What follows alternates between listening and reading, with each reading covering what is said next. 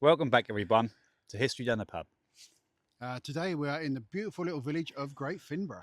And it's all about a local traditional race called the Bog Men. Slippy slidey. Ooh, muddy, muddy, muddy.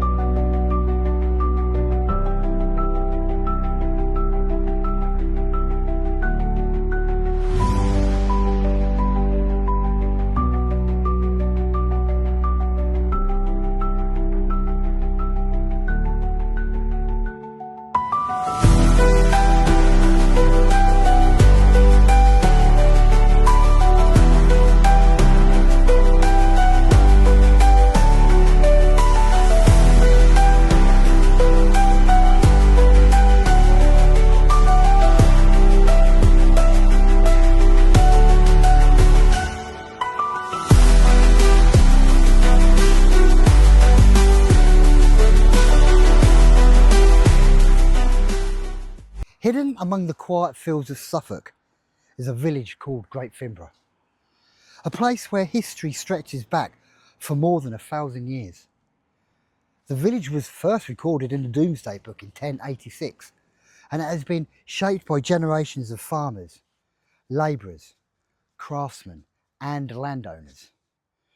For centuries, these fields, they fed families, provided livelihoods and witnessed countless stories, some preserved in official records, others surviving only through local tradition. And one of those traditions is like no other. Every Easter Monday, competitors throw themselves in the deep mud, racing across the fields in an event known as the Bog Men Race. To an outsider, it may seem no little more than an unusual sporting event. But to the people of Great Finborough, it is a living reminder of a legend that has been passed from one generation to the next for well over a century. A legend of mistakes, forgiveness, and a chance to prove yourself.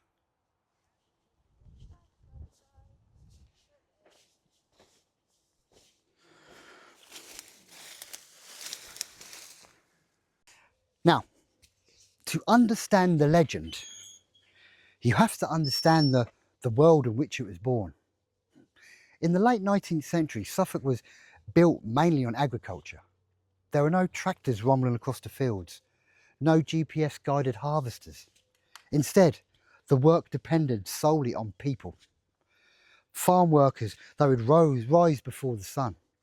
Their days were spent ploughing fields, mending fences, digging ditches, tending to livestock, stacking hay and harvesting crops under the watchful eyes of their landowners. I almost forgot them all then. Now, this all happened relentlessly, 6 days a week, often from dawn till dusk. The wages were modest. The employment was never guaranteed. For many labourers, securing work for the summer months meant stability. It meant knowing there would be food on the table, boots for the children, coal for the winter months ahead. Amongst those workers was a young man. Guess what we're going to call him? Yeah, you got it, Dave. Now, like many of other workers beside Dave, he understood that one mistake could cost him everything. After weeks of hard work, the men finally got an evening to themselves. The village pub was full of laughter, full of stories. And the laughter, it grew louder and louder, obviously as the tankyards of beer emptied. For a little while, aching backs, blistered hands were all forgotten. The night wore on. The celebrations turned into excess. According to local legend, word of the labourers' drunken behaviour reached the farmer at local Boyton Hall.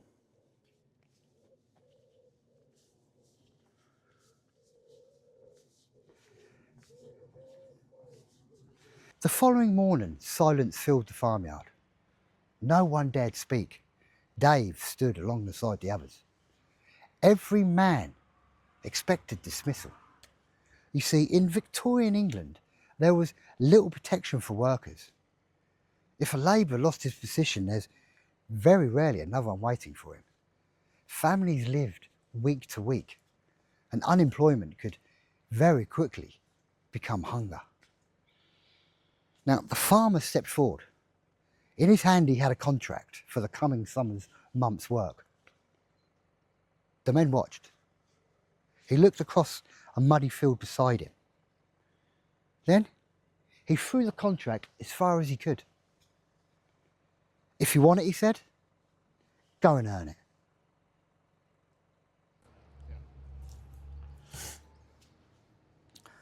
For a heartbeat, nothing happened.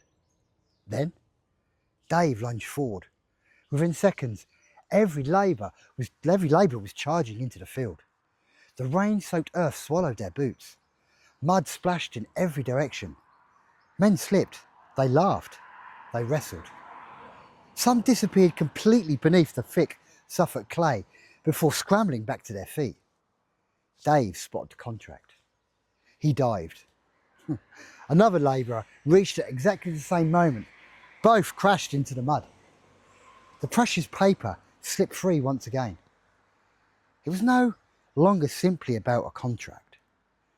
It became about pride, about proving they deserved another opportunity.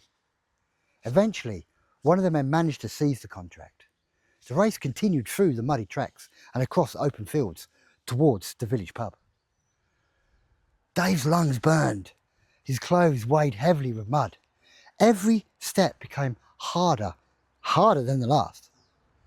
Ahead, he could see the church towering over Great Finborough. Just beyond it, the pub.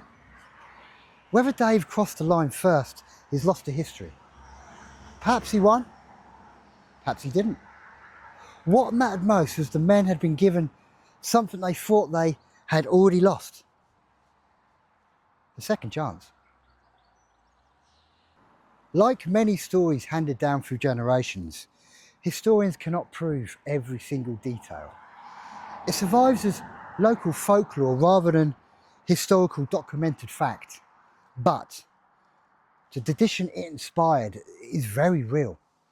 Since 1897, teams from Great Finborough and neighbouring Hawley have gathered every Easter Monday to recreate the spirit of that legendary race. Today's competitors, they don't race for employment, they race for honour, for village pride, for the joy of taking part in a tradition that links modern Suffolk to its rural past. Covered head to toe in mud, they proudly embrace the title, the Bog Men. Thank you all so much for watching. Take care, and most importantly of all, stay safe. Thank you all so much for watching the Great Finborough Bog Men. You know the drill from now. Like, share, subscribe. Yeah, if you can do all that good stuff, that'd be great. Really help the channel. Just get it done. Get it done. We're out every week. Sorry about last week. We missed it. Holidays, children, stuff like that. Hopefully won't happen too often. But thank you for watching.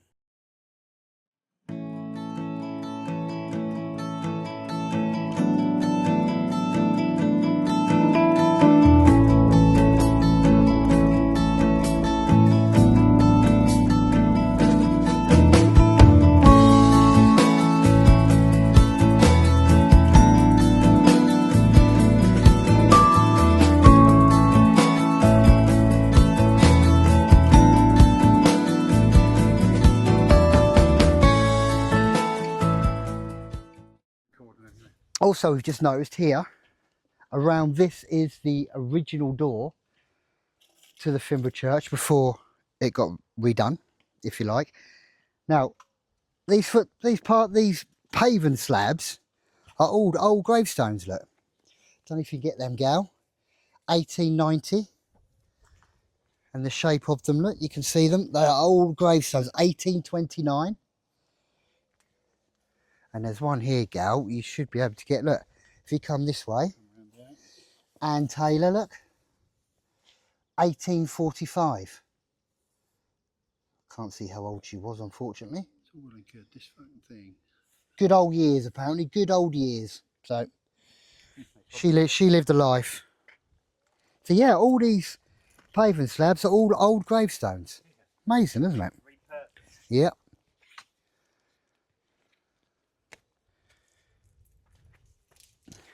Keep recording, Gal, while we walk around here. You see some more there, look. Little ones. Yeah. I wonder if they're 1845, 1845. ones. Might be. Could be, couldn't it? Yeah. I can't see what they wouldn't cut, would they? Yes, there was must be a reason for them using them. So take someone's grave and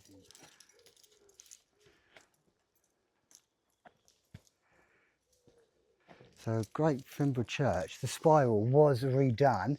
Can you remember the date, Gal? A long time ago. A long time ago. That was done in a Gothic style. Gothic revival, even. Quite a while ago. That date I don't have, I'm afraid. Should have Googled that, Gal.